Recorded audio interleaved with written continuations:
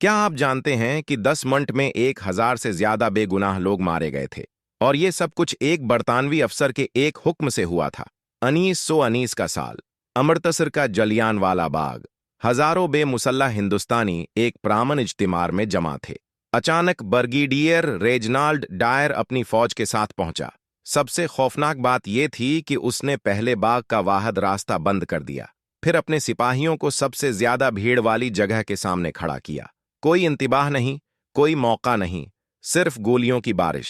लोग बचने के लिए कन्वे में कूदने लगे। लाशें लाशों पर गर रही थीं। डायर ने बाद में कहा कि वो हिंदुस्तानियों पर अखलाकी असर डालना चाहता था। ये वो दिन था जब बरतानवी राज की अखलाकी साख हमेशा के लिए खत्म हो गई और आज़ादी की तहरीक में आग लग गई।